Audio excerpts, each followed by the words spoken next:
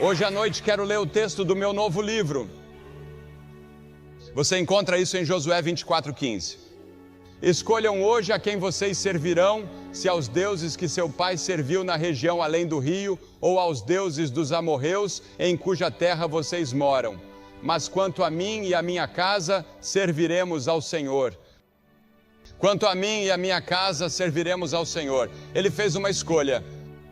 Ora, Josué liderou o povo de Israel após a morte de Moisés. Ele era um grande general.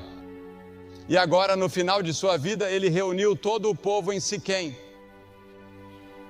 Agora, Siquém ficava entre duas montanhas. Uma era a montanha da lei, e a outra era outra montanha. E entre essas duas montanhas, eles se reuniram. Agora, a história de Israel sempre teve altos e baixos.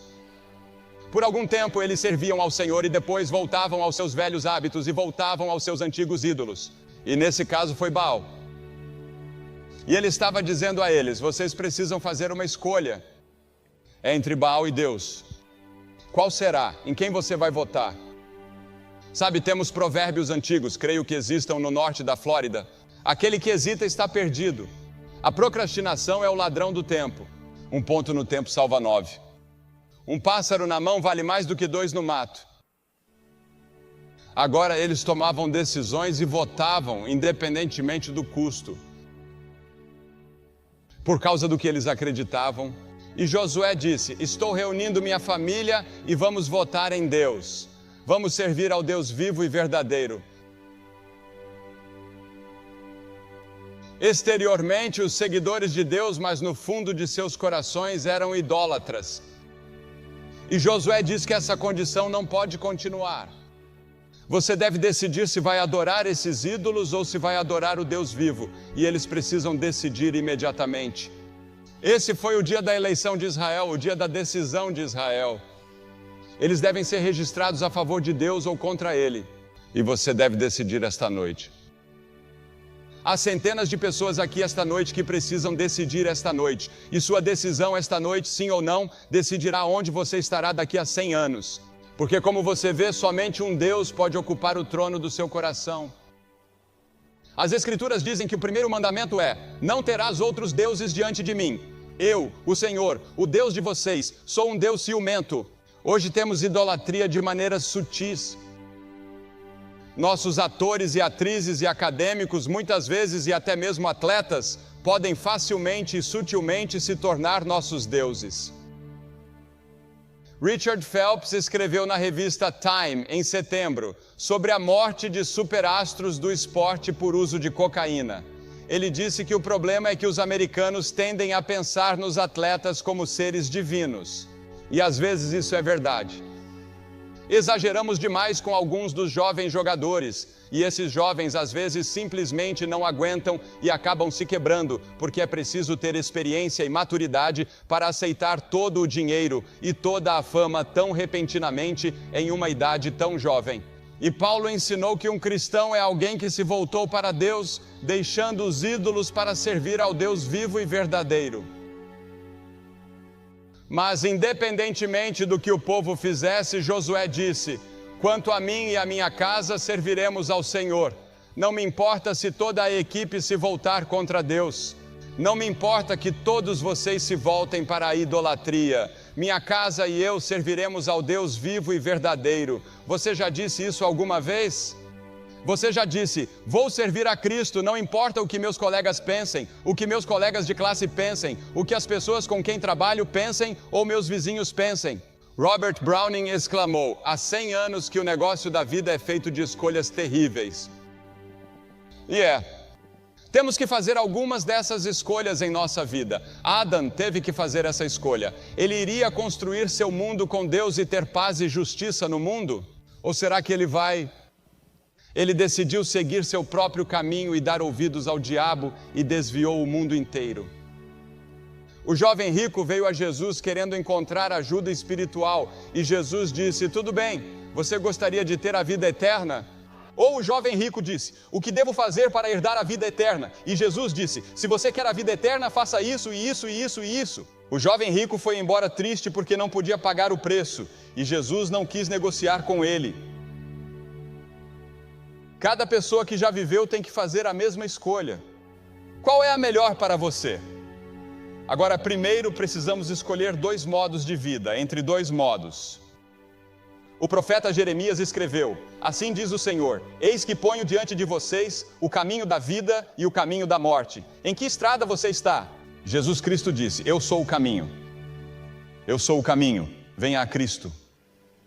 Ele dará a você uma nova força, um novo poder, uma nova alegria, uma nova paz e um novo propósito de vida. Há um caminho que ao homem parece direito, diz a Bíblia, mas o fim dele são os caminhos da morte. A estrada em que você está parece correta. O caminho que você escolheu parece correto. Parece muito bom.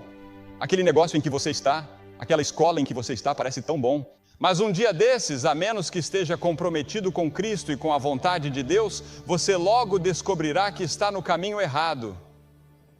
Algumas pessoas dizem: bem, se eu seguir minha consciência, isso não é suficiente? Não, porque sua consciência pode estar morta. Muitas pessoas têm a consciência morta. Mas quando você vem a Jesus Cristo, Ele ressensibiliza a consciência.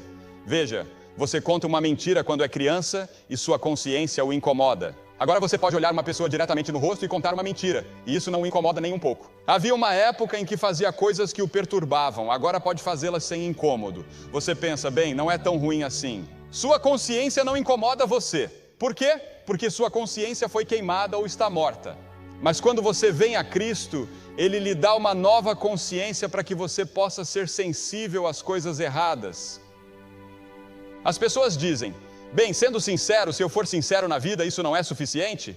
Não, isso não é suficiente. Você pode ser sincero. Certa vez, quando eu estava doente, minha mãe foi muito sincera e me deu iodo por engano. Ela pensou que estava me dando remédio para tosse, mas estava errado, sinceramente errado. Ou eles dizem: bem, se eu faço tantas coisas boas para as pessoas, sorrio para elas e sou amigável com elas, você não acha que Deus entende se eu cometer um pequeno pecado de vez em quando? Ele entenderá. Ele é um bom Deus. Ele é um Deus amoroso e tudo isso. Não, Deus não entende. Se você conhece Cristo, então esses pecados são perdoados. Mas você sabe, não somos salvos por nossa bondade e nossas próprias obras, certo? Venho de um país, a França, onde muitas pessoas pensam que são salvas por suas boas obras. Isso lhes foi ensinado desde a infância como parte da religião. Mas você não é salvo por boas obras. Você é salvo pela graça de Deus, pois é pela graça que somos salvos, por meio da fé, que não vem de vocês, nem das obras, para que ninguém se glorie.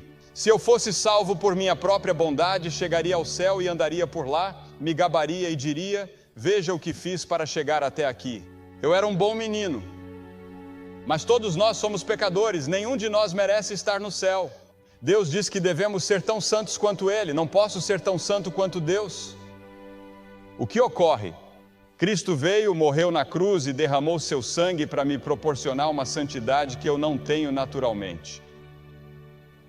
E Ele fornece uma roupa, um tecido de santidade para mim e uma justiça que não mereço. Depois há quem diga: bem, me reformei?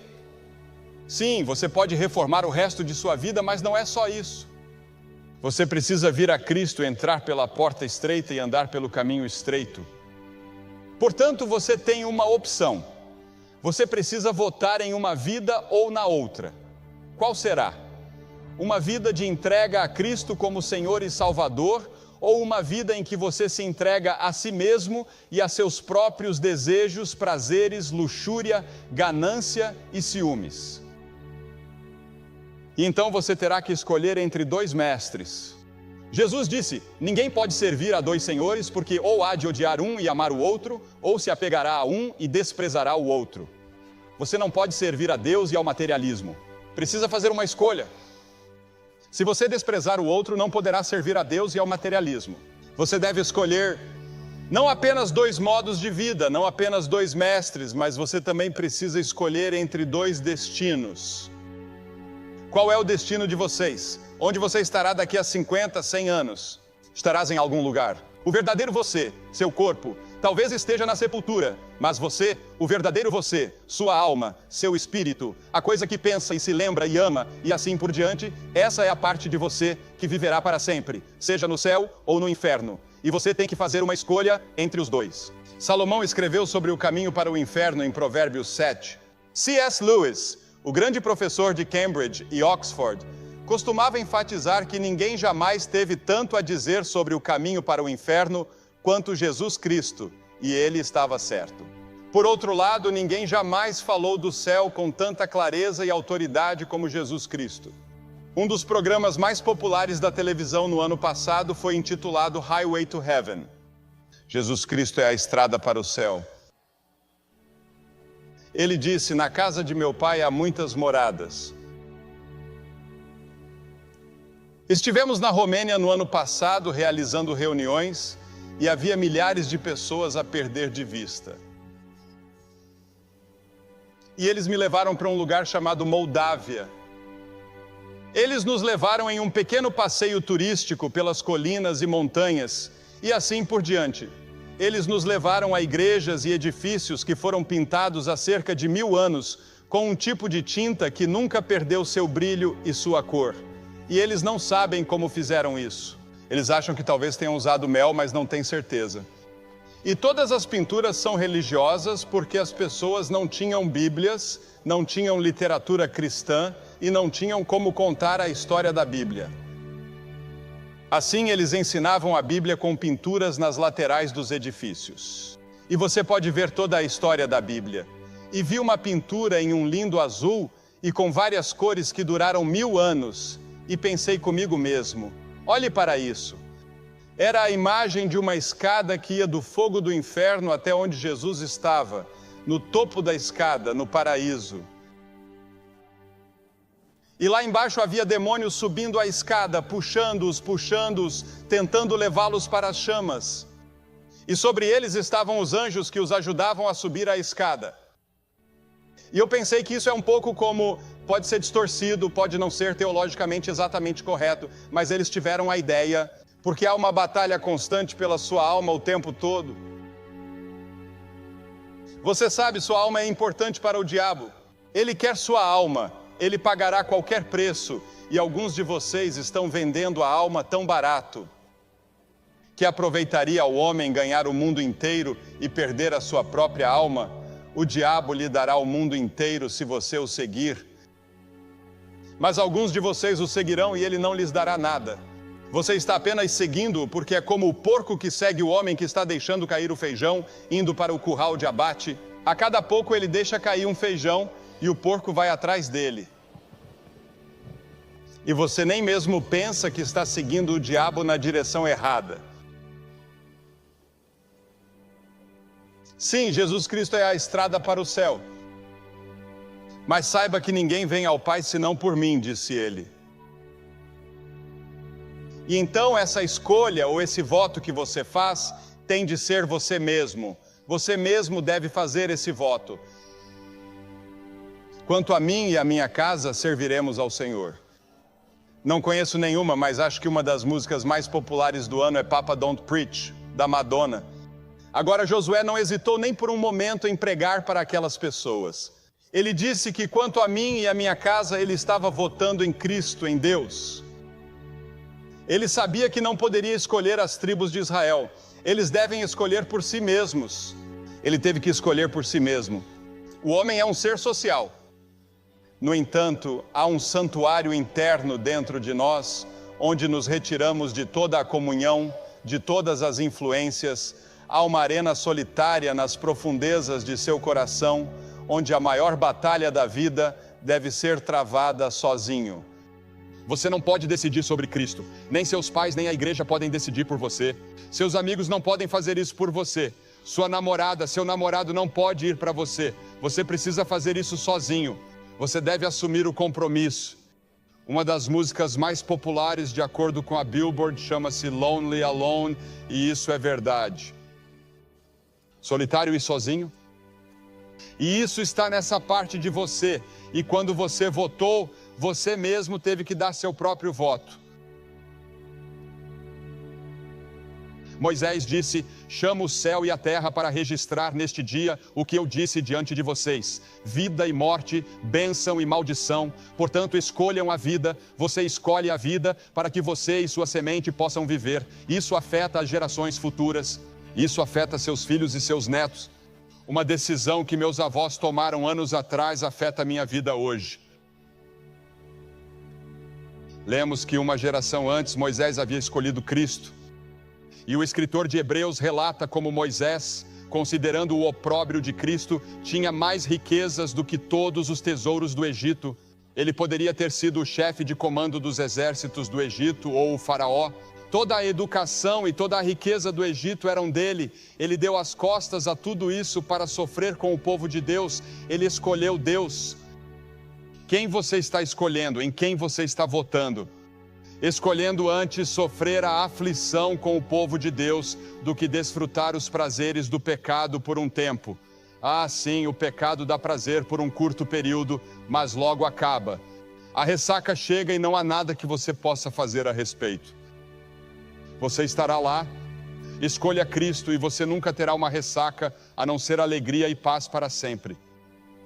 Isso não significa que Ele livrará você de todas as suas dificuldades, problemas e provações, porque isso não terá fim, mas podem ser diferentes. Deus os permite, isso faz parte do nosso processo de amadurecimento, é assim que Deus nos treina, mas no fundo há um rio profundo de alegria e paz em meio à vida que você está vivendo. Agora você não pode mudar seu passado, mas pode determinar seu destino decidindo-se por Cristo. Mas Cristo pode mudar seu passado. Ele morreu na cruz para que todos os pecados que você já cometeu, todas as coisas que você já fez de errado, sejam perdoados. Quando Deus perdoa, significa mais do que nós entendemos. Ele se refere à justificação. Isso significa que é como se você nunca tivesse cometido nenhum pecado. Esse é o poder do sangue de Cristo sobre o qual o ouvimos cantar há pouco. Sei que meus pecados estão sob o sangue. E a escolha envolve um preço. O apóstolo Pedro escreveu que vocês não foram resgatados com coisas corruptíveis como prata e ouro, mas com o precioso sangue de Cristo, o preço que Jesus pagou na cruz quando derramou o sangue de sua vida por vocês. Martinho Lutero disse certa vez que era o fundador, suponho, da Reforma, e o fundador, poderíamos dizer, quase um dos fundadores do protestantismo e certamente das igrejas luteranas. Ele disse que, quando olho para mim mesmo, não sei como posso ser salvo, mas quando olho para Jesus, não vejo como posso estar perdido. João Calvino, que fundou a teologia reformada em um sentido, e a igreja presbiteriana, disse: sobre uma vida que não vivi, sobre uma morte que não morri, penduro toda a minha eternidade. Eu a penduro em Jesus. John Wesley, o fundador do metodismo, quando estava morrendo, disse: minha mente está quase acabando. Lembro-me apenas de duas coisas. Sou um grande pecador, mas Jesus é um grande Salvador. Cristo é um grande Salvador. O que precisa fazer? Arrependa-se de seus pecados. Isso significa estar disposto a mudar seu modo de vida. Talvez você não tenha poder para fazer isso. Talvez você não tenha força para abandonar alguns dos hábitos que sabe que são errados. Talvez você não tenha poder para se apaixonar novamente por sua esposa. Talvez você não tenha poder para mudar toda a sua vida que você sabe que precisa ser mudada. Mas se você se render a Cristo, Ele lhe dará o poder. Você diz: bem, Billy, não sei mais o que fazer, fui batizado, entrei para a igreja e assim por diante, mas não tenho realmente paz, alegria e poder em minha vida. Tudo isso de que você está falando, como faço para obtê-lo? Se você não tem certeza de que está pronto para encontrar Deus, se não tem certeza de que vai para o céu e se não tem certeza de que seus pecados estão perdoados, venha e certifique-se disso esta noite. Acredito que nenhum de vocês está aqui por acaso esta noite. Acredito que você está aqui nesta noite em particular, porque esta é a noite em que você deve encontrar Deus de uma nova maneira e recebê-lo em seu coração. E essa é uma decisão urgente, pois adiar torna a decisão certa mais difícil. A indecisão em si é uma escolha. Não decidir é decidir não decidir. Se você tem uma passagem para um voo para Atlanta hoje à noite e não consegue decidir se vai ou não, se esperar até o horário de partida, a escolha já terá sido feita. O avião vai decolar sem você. As decisões são tomadas, quer você as tome ou não. O tempo decide se você não o fará. E o tempo sempre decide contra você. Joel disse: coloque você na foice, pois a colheita está madura. Venham vocês, multidões, multidões, para o vale da decisão, pois o dia do Senhor está próximo no vale da decisão. Agora é o tempo aceito, diz a Bíblia. Venha agora enquanto você pode. Você pode não ter uma chance amanhã. Hoje é o dia de você votar totalmente em Cristo. Sir Walter Scott, a mais importante das 3 letras do idioma inglês, ele disse que eram N-O-W. Ora, Bartimeu era um homem cego. Jesus estava passando por sua cidade, a pequena cidade de Jericó, e ele era cego. E teve um momento em que clamou e disse: Jesus, tem misericórdia de mim. Jesus, filho de Davi, tem misericórdia de mim. E as Escrituras dizem que alguém lhe disse que era Jesus, que Jesus de Nazaré estava passando. Ele aproveitou aquele momento. Acredito que toda essa cruzada foi planejada, orada e organizada. E fomos trazidos aqui talvez só para você. Quando cheguei aqui, eu disse às pessoas que achava que tínhamos vindo para Tallahassee por causa de uma pessoa. Não sei quem é essa pessoa, mas você pode ser a pessoa e valeria a pena todo o esforço para você, porque veja bem, Cristo teria morrido na cruz se não houvesse ninguém além de você. Nos penhascos escarpados e castigados pelas ondas da costa oeste da Escócia, um homem estava coletando os ovos das aves marinhas que fazem seus ninhos. Ele havia sido descido do topo do penhasco por uma corda até a borda onde estavam os ninhos. Mas em um momento de descuido, ele deixou a corda escapar de sua mão. Ele sabia que o primeiro balanço da corda seria sua única chance e com todas as forças de seu corpo e mente, pulou para a corda. Ele a aproveitou e foi salvo. A corda está balançando em sua direção, a corda da salvação da cruz e do túmulo vazio. Deus está dizendo: aproveite. A Bíblia diz: chegará um dia em que me invocarão, mas eu não responderei. Eles me buscarão de madrugada, mas não me acharão, porque odiaram o conhecimento e não escolheram o temor do Senhor. Chegará um dia em que você clamará a Deus, mas será tarde demais. Vem agora. Talvez nunca mais haja algo assim em sua vida em Tallahassee. Nunca mais quando você estiver tão perto do reino de Deus. Vou pedir a você que faça algo que vimos várias centenas de pessoas fazerem nos últimos 2 dias. Vou pedir a você que se levante de seu assento, venha e fique de pé em frente a esta plataforma e diga: ao vir, entrego meu coração a Jesus Cristo. Quero ter certeza que estou pronto para encontrar Deus. No primeiro dia em que estivemos aqui, veio a esposa de um pastor. Vieram pessoas do coral, veio um contínuo. E Deus está falando com você. Você pode ser o melhor cristão da cidade, pelo que as pessoas pensam, mas no fundo você sabe que não é. Você precisa se render a Cristo e fazer dele o Senhor e Salvador de sua vida. Por que peço que você se apresente? Porque cada pessoa que Jesus chamou no Novo Testamento, ele chamou publicamente. Ele disse: se você não estiver disposto a me reconhecer diante dos homens, eu não o reconhecerei diante de meu Pai que está nos céus. Ele morreu na cruz publicamente por você. Agora você deve vir publicamente e dizer sim a Ele. Vou pedir a todos que estejam em atitude de oração quando vocês se levantarem e vierem. Homens, mulheres, jovens, votem hoje à noite e votem em Jesus. Sabe que precisa dele. Vamos aguardar você rapidamente lá de cima e por aqui. Deus está falando com você. Você vem.